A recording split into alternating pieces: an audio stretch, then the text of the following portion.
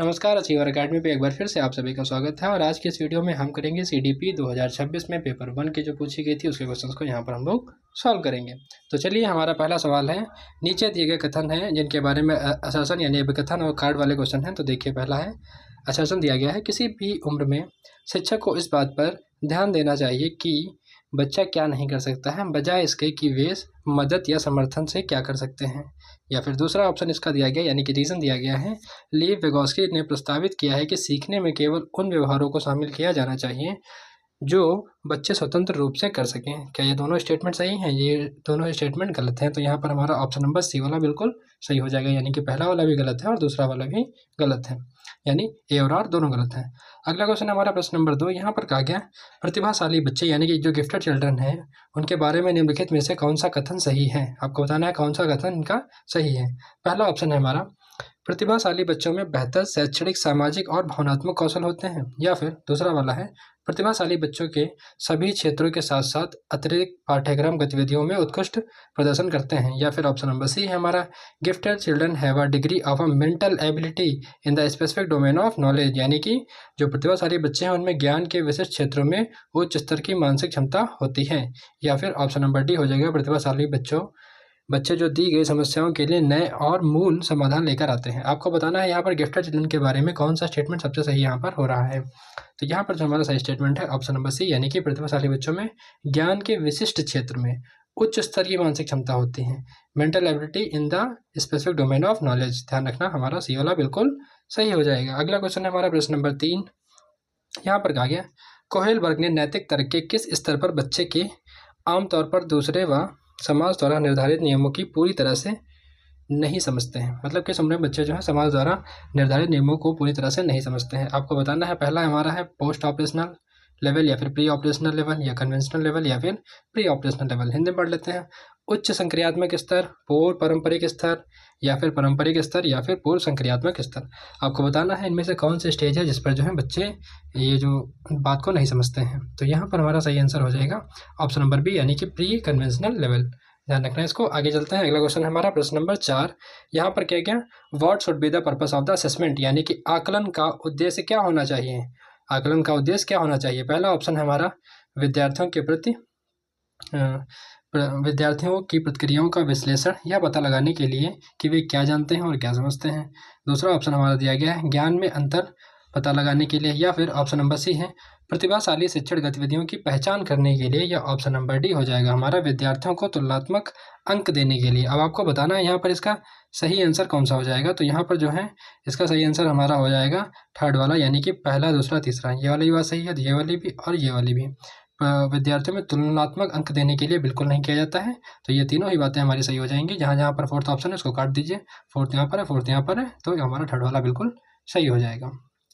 अगला हमारा है, according to the Lev Vygotsky theory, what is the main term of a scaffolding. आपको बताना है कि वेगोस्की के सिद्धांत के अनुसार आलंबन यानी कि स्कैफोल्डिंग शब्द का तात्पर्य क्या है। तो यहाँ पर देखिए, पहला ऑप्शन हमारा दिया गया है कि एक संसाधन सामग्री जो कि अवधारणाओं को बेहतर ढंग से याद रखने में सहायक करती हैं। या फिर ऐसा मापन उपकरण जिसका उपयोग विद्यार्थियों के संज्ञानात्मक विकास के आकलन करने के लिए किया जाता है। यह ऑप्शन नंबर सी हो जाएगा। यह एक लक्षणिक शब्द है जिसका अर्थ है जब विद्यार्थियों को स्वयं सीखने के लिए छोड़ दिया जाता है। या ऑप्शन नंबर डी हमारा यहाँ पर सही हो जाएगा, एक ऐसी रणनीति जिसमें कम जानकार व्यक्ति को एक नया कौशल या अवधारणाएं सीखने और मार्गदर्शन प्रदान करता है। तो उम्मीद है आप सभी इसका आंसर समझ रहे होंगे कौन सा हो जाएगा। तो बताना है आपको यहाँ पर कि इसका तात्पर्य क्या है, स्कैफोल्डिंग का क्या है। स्कैफोल्डिंग क्या है, a metaphorical term for when the student are left to learn on their own. तो ये हो जाएगा हमारा ऑप्शन नंबर सी, यानी कि एक लाक्षणिक शब्द जिसका अर्थ है विद्यार्थियों को स्वयं सीखने के लिए छोड़ दिया जाता है। ठीक है, ऑप्शन नंबर सी हमारा बिल्कुल सही हो जाएगा। अगला हमारा है, which of the following factor contribute to the growth and development during the early childhood period, यानी कि निम्नलिखित में से कौन से कारक हैं जो प्रारंभिक बाल्यावस्था के दौरान वृद्धि और विकास दोनों में योगदान देते हैं। ऐसे कौन कौन से कारण हैं। पहला हमारा है कल्चरल प्रैक्टिस, यानी कि सांस्कृतिक प्रथाएं, या फिर न्यूट्रिशन पोषण हो जाएगा, या खेल के अवसर हो जाएगा, या फिर शिक्षा की गुणवत्ता। तो आपको बताना है यहाँ पर इसका सही आंसर कौन सा होगा। तो इसका सही आंसर हो जाएगा हमारा, ये चारों ही ऑप्शन सही हैं, यानी कि पहला वाला, कल्चरल प्रैक्टिस भी होती है, न्यूट्रिशन भी होता है, और खेलने के जो अवसर होते हैं वो भी होते हैं, और क्वालिटी ऑफ एजुकेशन तो होती ही होती है। तो यानी हमारा पहला वाला, यानी कि चारों ऑप्शन बिल्कुल। चलिए देखते हैं प्रश्न नंबर 7 को। यहाँ पर कहा गया बच्चे डैश प्रदर्शित करते हैं जब वे जानवरों की पहचान करने के लिए अपनी मानसिक संरचना में घोड़ों को पहचानने के लिए नए स्कीमा जोड़ते हैं। क्या प्रदर्शित करते हैं? तो पहला ऑप्शन है हमारा स्कैफोल्डिंग है, या फिर मेटाकॉग्निशन है, एकोमोडेशन है, या फिर एसेसिमिलेशन है। तो आपको बताना है यहाँ पर आलम्बन हो जाएगा, अधिसंज्ञान हो जाएगा, समायोजन हो जाएगा, या फिर समावेशी हो जाएगा। तो यहाँ पर जो हमारा सही आंसर हो जाएगा वो समायोजन हो जाएगा। ठीक है, एकोमोडेशन हो जाएगा। अगला हमारा प्रश्न नंबर 8 यहाँ पर कहा गया है ली वेगोस्की के सिद्धांत की आलोचना। ली वेगोस्की के सिद्धांत की आलोचना। पहला ऑप्शन है हमारा अधिगम के लिए अप्रेरणा को विकसित करने में भावनात्मक कारकों की प्रमुखता पर विचार करने के लिए की गई है, या फिर दूसरा हो जाएगा सामाजिक संस्कृति कारक की कीमत पर विकास की प्रक्रिया में जैविक प्रभावों पर जोर देने के लिए की गई है। यह आपको बताना है अधिगम की प्रक्रिया में शिक्षक के बजाय विद्यार्थियों को महत्व देने के लिए की गई है, या ऑप्शन नंबर डी हो जाएगा अधिगम की प्रक्रिया में आनुवंशिकता और जीव विज्ञान की भूमिका को अनदेखा करने के लिए की गई है। आपको बताना है इनमें से सही आंसर कौन सा हो जाएगा। तो यहाँ पर सही आंसर हो जाएगा हमारा ऑप्शन नंबर डी, यानी कि overlooking the role of the genetics and biology in the course of learning. ये किसका क्रिटिसिज्म है? ये विगोस्की की थ्योरी का क्रिटिसिज्म है, ध्यान रखना इसको। इन्होंने जो है रोल ऑफ जेनेटिक्स और biological in the course overlooking किया है, इसको अनदेखा किया है। ठीक है, आगे चलते हैं। अगला है प्रश्न नंबर 9, शरीर और मस्तिष्क में वृद्धि, संवेदी क्षमताएं और गति कौशल किसके हिस्से आता है? Growth of a body, brain and sensory capability and motor skill are the part of sensory motor development, या फिर फिजिकल डेवलपमेंट, या फिर कॉग्निटिव डेवलपमेंट, या फिर सोशल डेवलपमेंट। आपको बताना है इनमें से चारों में से कौन सा डेवलपमेंट होता है जिसमें शरीर, मस्तिष्क की वृद्धि, संवेदी क्षमताएं, गति कौशल किसके हिस्से आती हैं। तो बताइए यहाँ पर कौन सा इसका सही आंसर होगा। तो यहाँ पर सही हो जाएगा हमारा शारीरिक विकास। अगला हमारा है प्रश्न नंबर 10। यहाँ पर कहा गया समस्या समाधान की प्रक्रिया किससे बाधित होती हैं? The process of problem solving are hindered by. पहला ऑप्शन है हमारा कलन विधि के उपयोग से, या फिर अन्वेषण से, या फिर प्रक्रियात्मक स्थिरता से, या फिर सदस्य सोच से, यानी कि use of algorithm, functional fixedness, heuristic, या फिर एनालॉजिकल थिंकिंग से। आपको बताना है कि जो प्रोसेस ऑफ प्रॉब्लम सॉल्विंग है किससे बाधित होती है। तो यहाँ पर हमारा सही आंसर हो जाएगा फंक्शनल फिक्सडनेस से। ठीक है, प्रक्रियात्मक स्थिरता से। अगला हमारा है प्रश्न नंबर 11। यहाँ पर कहा गया है, यहाँ पर सेशन और रीजन वाला क्वेश्चन है, तो चलिए पढ़ते हैं इसको। यहाँ पर सेशन दिया गया है स्व विनियमन और आवेग नियंत्रण विद्यालय पाठ्यक्रम का एक महत्वपूर्ण घटक होना चाहिए। क्या इसका कारण क्या हो सकता है? क्योंकि देखिए बिकॉज सामाजिक भावनात्मक कौशल विद्यार्थियों को अपने स्वयं के सीखने को विनियमित करने में मदद करते हैं। तो बताना है आपको यहाँ पर पहले दोनों सही हैं, ए आर की व्याख्या करता है, दोनों ही सही हैं, लेकिन आर जो है ए की व्याख्या नहीं करता है, या फिर ए सही है लेकिन आर गलत है, या ए और आर दोनों ही गलत है। यहाँ पर एक बार फिर से पढ़िए, देखिए यहाँ पर स्टेटमेंट क्या दिया गया है, स्व विनियमन या फिर आवेग नियंत्रण विद्यालय पाठ्यक्रम का एक महत्वपूर्ण घटक होना चाहिए। बताइए होना चाहिए या नहीं होना चाहिए। और अगला है जिसका रीज़न दिया गया कि क्योंकि सामाजिक भावनाएं कौशल विद्यार्थियों को अपने स्वयं के सीखने को विनियमित करने में मदद करता है। तो यहाँ पर बताइए, यहाँ पर इसका सही आंसर कौन सा आपको लग रहा है, कौन सा इसका सही हो जाना चाहिए। तो यहाँ पर देखिए दोनों ही बातें कहीं ना कहीं सही हैं, और ये जो हमारा रीज़न है ये इसकी व्याख्या कर रहा है पहले वाले की, तो हमारा पहला वाला सही हो जाएगा। अगला हमारा है प्रश्न नंबर 12। यहाँ पर आगे निम्नलिखित में से कौन सा आयु समूह मध्य बाल अवस्था के अंतर्गत आता है? Age group correspond to the middle childhood. तो यहाँ है 6 से 11 वर्ष, 12 से 16, या फिर 3 से 5, या फिर जन्म से लेकर के 2 वर्ष तक। तो आपको बताना है यहाँ पर सही आंसर कौन सा हो जाएगा। तो सही हो जाएगा हमारा 6 से 11 वर्ष तक, जो कि किस में आता है, मिडिल चाइल्डहुड में। अगला हमारा है, यहाँ पर 2 स्टेटमेंट दिए गए हैं नीचे, मतलब अभिकथन और रीजन वाला क्वेश्चन है, देखिए पढ़ते हैं इसको। यहाँ पर कहा गया अधिगम में मूल्यांकन को सुनिश्चित करने के लिए मानकीकृत परिणाम प्रदर्शन के उपयोग के बजाय विद्यार्थी सीखने का समर्थ करने के लिए प्रतिपुष्टि प्रदान करने के लिए शिक्षक द्वारा किए गए कार्यों को शामिल किया जाना चाहिए। इसका रीज़न क्या दिया गया यहाँ पर, मानकीकृत जो परीक्षण है अधिगम के लिए आकलन के बजाय अधिगम के आकलन के साथ अधिक सीखते होते हैं। पहला ऑप्शन है हमारा ए और आर दोनों सही हैं, ए आर की सही व्याख्या करता है, या फिर ए और आर दोनों सही हैं लेकिन जो है आर जो है व्याख्या नहीं करता है ए की, या फिर ए और आर दोनों ही गलत हैं। ये ऑप्शन नंबर डी हो जाएगा हमारा, ए सही है लेकिन आर गलत है। तो यहाँ पर कहा गया जो पहला वाला स्टेटमेंट है वो सही है लेकिन उसकी जो व्याख्या दी गई है वो गलत है, यानी हमारा चौथा वाला बिल्कुल सही हो जाएगा। अगला हमारा है, यहाँ पर भी स्टेटमेंट दिए गए हैं 2, चलिए पढ़ते हैं उनको। तो अभिकथन दिया गया है, बच्चों का विकास आनुवंशिक कोडों के प्रकट होने का प्रत्यक्ष प्रमाण है। क्योंकि बाल्यावस्था विकास के एक प्राकृतिक जैविक चरण है। तो आपको बताना है क्या ये स्टेटमेंट सही है, क्या यहाँ पर ये दोनों ही जो दिए गए हैं स्टेटमेंट ये सही हैं या फिर गलत हैं। तो ये दोनों स्टेटमेंट गलत यहाँ पर दिए गए हैं, तो हमारा ऑप्शन नंबर सेकंड बिल्कुल सही हो जाएगा, यानी कि दोनों ही गलत हैं। अगला हमारा है अपकथन वाले असर्शन और रीजन वाले क्वेश्चन है। देखिए, शिक्षक को अधिगम को सख्त अनुशासन से नहीं जोड़ना चाहिए क्योंकि बच्चे डर तनाव के माहौल में प्रभावी ढंग से नहीं सीख पाते हैं। मतलब जो शिक्षक को है अधिगम को सख्त अनुशासन से नहीं जोड़ना चाहिए क्योंकि बच्चे डर और तनाव के कारण ढंग से नहीं सीख पाते हैं, क्योंकि जो प्रारंभिक बाल्यावस्था भाषा के विकास के लिए एक संवेदनशील अवधि है। क्या दोनों ही बातें आपको सही लग रही हैं या गलत लग रही हैं? जैसा भी हो कमेंट में इसका आंसर जरूर दें।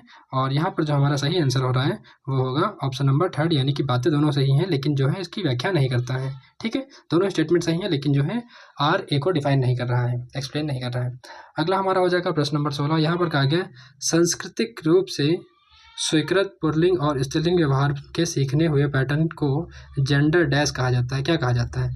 जो सांस्कृतिक रूप है से स्वीकार पुल्लिंग और स्त्रीलिंग व्यवहार के सीखे हुए पैटर्न को जेंडर डैश कहा जाता है। क्या कहा जाता है? रूढ़िवादी यानी कि स्टीरियोटाइप, पूर्वाग्रह यानी कि बायस, रोल यानी कि भूमिका, स्थिरता यानी कि कॉन्स्टेंसी। आपको बताना है इनमें से कौन सा इसका सही आंसर हो जाएगा। तो यहाँ पर सही आंसर हो जाएगा भूमिका यानी कि रूल्स। ठीक है, ध्यान रखना इसको। अगला हमारा है how should a teacher deal with a student who are distract in her class, यानी कि एक शिक्षक को अपनी कक्षा में विचलित होने वाले विद्यार्थियों के साथ कैसा व्यवहार करना चाहिए। तो पहला ऑप्शन है हमारा प्रत्येक कक्षा के लिए भौतिक पुस्तक प्रदान करने चाहिए जिसमें वे ध्यान दें, या फिर उन्हें कड़ी से कड़ी सजा देनी चाहिए, ऑप्शन नंबर 2 वाला सही हो जाएगा।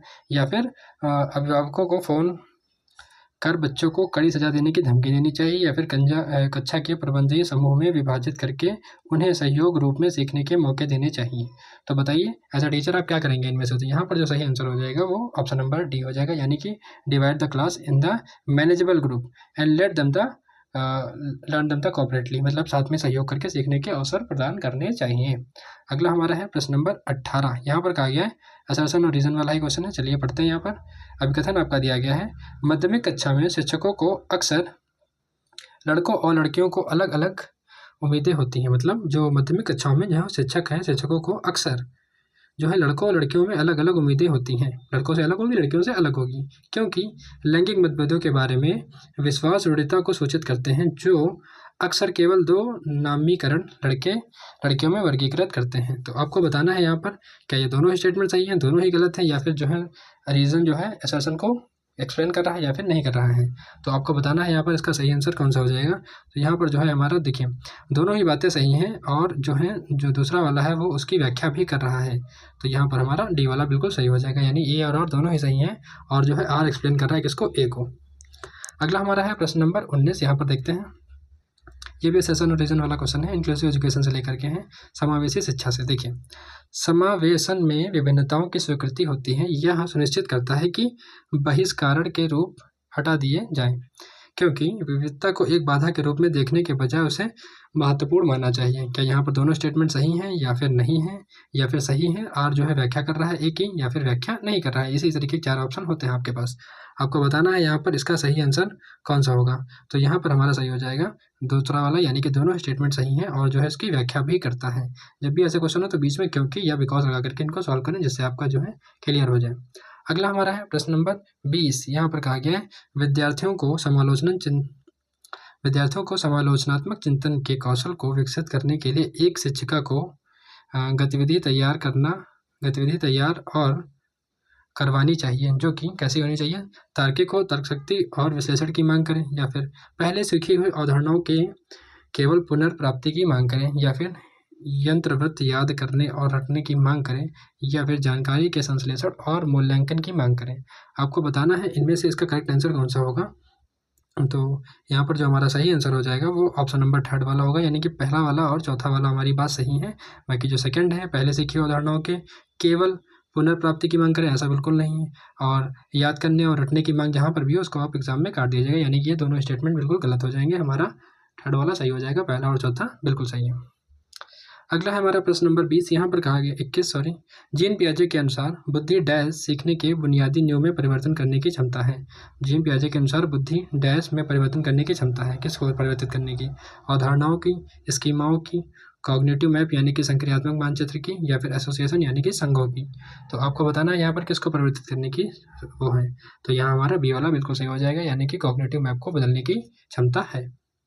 अगला हमारा है कंस्ट्रक्टिव क्लासरूम इम्प्लाइज एक रचनावादी कक्षा का तात्पर्य है। पहला ऑप्शन है हमारा ज्ञान के पुनरुत्थापन पर ध्यान देना, यानी कि focus on the reproduction of knowledge, या फिर view learning as a passive process, या फिर यूजिंग मल्टीपल पेडागोगी स्ट्रेटजीज, या फिर ऑप्शन नंबर डी हो जाएगा हमारा emphasis on the role of a teacher as an instructor, एक प्रशिक्षक के रूप में शिक्षक की भूमिका पर जोर देना। तो यहाँ पर हमारा सही आंसर हो जाएगा ऑप्शन नंबर फर्स्ट, यानी कि focus on the reproduction of knowledge, ज्ञान के पुनरुत्पादन पर ध्यान देना। बाकी जो है ये सारे स्टेटमेंट सही नहीं है। अगला हमारा है प्रश्न नंबर 23, या फिर डिस्लेक्सिया से पूछा गया। यहाँ पर मतलब आपसे डिसेबिलिटी से सवाल पूछा गया, डिस्लेक्सिया वाला। तो देखिए यहाँ पर बताइए कौन सा हो जाएगा। डिस्लेक्सिया यानी कि पठन वैकल्य, जिसको डिस्लेक्सिया भी कहते हैं, एक कैसा मतलब डिसेबिलिटी है। तो ये विकासात्मक लेखन विकार है, या फिर विकासात्मक गतिक विकार है, विकासात्मक पठन विचार है, या फिर विकासात्मक स्वर प्रचित्त विकास है। तो बताना है आपको यहाँ पर सही आंसर कौन सा हो जाएगा। तो ये सभी को पता होगा ये कैसा है, रीडिंग डिसऑर्डर है, यानी कि पाठन विकार है। कौन सा, डिस्लेक्सिया। ध्यान रखना डिसेबिलिटी से एक नया क्वेश्चन जरूर आता है। हमारे चैनल पर एक 5 मिनट की वीडियो पड़ी हुई है, आप अपने एग्जाम से पहले एक बार उसको जरूर देखना। एक क्वेश्चन आपका पक्का एग्जाम में उससे आना ही आना होता है। अगला हमारा है नीचे दिए गए अभिकथन और कारण को देखिए, मतलब यहाँ पर रीजन और असेसन वाला क्वेश्चन है। प्रभावी परीक्षण में विद्यार्थियों को एक संगठित तरीके से जानकारी प्रस्तुत करना है और चर्चा के अवसर प्रदान करना शामिल है, क्योंकि अधिगम प्राथमिक रूप से सूचना को याद रखने पुनरावृत्ति करने की एक प्रक्रिया है। जिसका पहला ऑप्शन है हमारा ए और आर दोनों गलत हैं, या फिर ए और आर दोनों सही है, ए आर की व्याख्या नहीं करता है, या फिर ए सही है लेकिन आर गलत है, या ए और दोनों सही हैं, ए और आर की व्याख्या करता है। तो यहाँ पर आपको बताना है यहाँ पर इसका सही आंसर कौन सा हो जाएगा। तो यहाँ पर हमारा सही हो जाएगा ऑप्शन नंबर डी वाला, यानी ऑप्शन नंबर सेकंड वाला, यानी कि ए और आर दोनों ही सही हैं, लेकिन जो है आर इसकी व्याख्या नहीं करता है। तो ये हो गया हमारा सेकंड वाला सही। अगला हमारा प्रश्न नंबर 25, यहाँ पर कहा गया है कि विच of the following is an effective teaching strategy for the children with attention deficit hyper activity disorder, यानी कि आपको जो है attention deficit hyper activity disorder वाले बच्चे को पढ़ाने के लिए क्या इफेक्टिव स्ट्रेटजी आप अपनाएंगे। तो पहला है लंबे और बिना रुके व्याख्यान करना, लंबे लंबे लेक्चर देना, या फिर निरंतर महत्वपूर्ण मौखिक प्रतिक्रिया प्रदान करना, या फिर ऐसे कार्य देना जिनमें बहुकार्य की आवश्यकता हो, या फिर दृश्य सामग्री यानी कि विजुअल एड एंड हाथ से करने वाली गतिविधियों का उपयोग करना। तो यहाँ पर जो है बच्चों को क्या है, attention deficit hyper activity disorder है, तो उसके लिए हमको लंबे लंबे लेक्चर देने होंगे बिना रुके, यानी कि पहला वाला बिल्कुल सही हो जाएगा। अगला है हमारा प्रश्न नंबर 26, यहाँ पर कहा गया है early symptoms of a cerebrum palsy can be identified by the long delay in, मतलब मस्तिष्क घातक के प्रारंभिक लक्षणों को डैश में लंबित विलंबन से पहचाना जा सकता है। पहला है समझ और बूझने की क्षमता, दूसरा है सूक्ष्म गतिक और स्थूल गति कौशल, या फिर वस्तुओं की दृश्यक पहचान, या फिर ऑप्शन नंबर सी हो जाएगा पढ़ने और लिखने से। आपको बताना है यहाँ पर इनमें से कौन सा इसका सही आंसर होगा। तो जब भी अर्ली सिम्टम होगा सेरेब्रल पैसी का, हम कैसे पहचानेंगे, वस्तुओं की दृश्यक पहचान से, यानी कि विजुअल रिकॉग्निशन ऑफ ऑब्जेक्ट। अगला हमारा है डेवलपमेंट ऑफ चिल्ड्रन, यानी कि बच्चों का विकास कैसी प्रक्रिया है बताइए। सटीक अनुमान लगाया जा सकता है, मतलब लगाया जा सकता है उसका अनुमान, या फिर एक सरल एकात्मक प्रक्रिया है, या फिर एक एकीकृत प्रक्रिया है, या फिर अस्त व्यस्त अव्यवस्थित प्रक्रिया है, यानी कि डिसऑर्डरली इरेटिक है। तो आपको बताना है इनमें से इसका सही आंसर कौन सा हो जाएगा।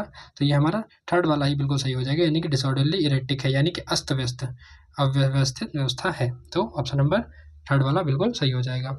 अगला जीन पियाजे की थ्योरी से है, जीन पियाजे theories intelligence is about the development, यानी कि जीन पियाजे के सिद्धांत में बुद्धिमत्ता किसके विकास के बारे में है। पहला है सांस्कृतिक उपकरणों का प्रयोग करने की क्षमता, अपनी मूल प्रवृत्ति पर नियंत्रण रखना, या फिर ज्ञानात्मक स्कीमा, या फिर तीसरा ऑप्शन हो जाएगा हमारा भावनात्मक परिपक्वता इमोशनल मैच्योरिटी। तो आपको बताना है यहाँ पर इसका सही आंसर कौन सा होगा। तो यहाँ पर जो हमारा सही आंसर हो जाएगा वो पहला वाला, यानी कि थर्ड वाला इमोशनल मैच्योरिटी, यानी कि भावनात्मक परिपक्वता। जीन पियाजे की थ्योरी का जो इंटेलिजेंस के बारे में कहती है वो इमोशनल मैच्योरिटीज़ की बात करती हैं, ठीक है। अगला हमारा है प्रश्न नंबर 29, यहाँ पर कहा गया अवधारणाओं को प्रस्तुत करने का निम्नलिखित में से कौन सा क्रम प्रभावी अधिगम के पक्ष में है, ज्ञात से अज्ञात, या फिर जटिल से सरल, या फिर प्रतिष्ठा से प्रतीकात्मक, या फिर अमूर्त से मूर्त। तो आपको बताना है यहाँ पर इसका सही आंसर कौन सा होगा। विच of the following order presenting the concept of a favour effective learning. तो ऑब्जेक्ट से कंक्रीट, यानी कि अमूर्त से मूर्त वाला हमारा बिल्कुल सही हो जाएगा। अगला हमारा लास्ट है, यहाँ पर कहा गया constructive approach of a knowledge construction encourage the student, यानी कि ज्ञान निर्माण में संरचनावादी दृष्टिकोण विद्यार्थियों को प्रोत्साहित करते हैं कि वे, पहले क्या ऑप्शन है, विषय वस्तु को यंत्रपृष्ठ रटे, रटे वाला तो बिल्कुल गलत हो जाता है। अगला हमारा है अपने सहपाठियों के साथ बातचीत और सहयोग करने में शामिल हों, या फिर एक समस्या का समाधान करने के लिए केवल एक ही तरीका अपनाएं, या फिर ऑप्शन नंबर डी हो जाएगा अपनी संस्कृति और मतलब समझ को त्याग दें। तो बताना है आपको इनमें से सही आंसर कौन सा हो जाएगा। तो सही हो जाएगा हमारा थर्ड वाला, एक समस्या का समाधान करने के लिए केवल एक ही तरीका अपनाएं तो ज्ञान निर्माण में रचनावादी दृष्टिकोण विद्यार्थियों को प्रोत्साहित करते हैं। तो ऑप्शन नंबर सी हो जाएगा हमारा। तो ये थे हमारे CDP पेपर 1 की, तो उसको हमने सॉल्व कर लिया। अगर आपको वीडियो पसंद है तो लाइक करिएगा और कमेंट में अपना फीडबैक जरूर दें।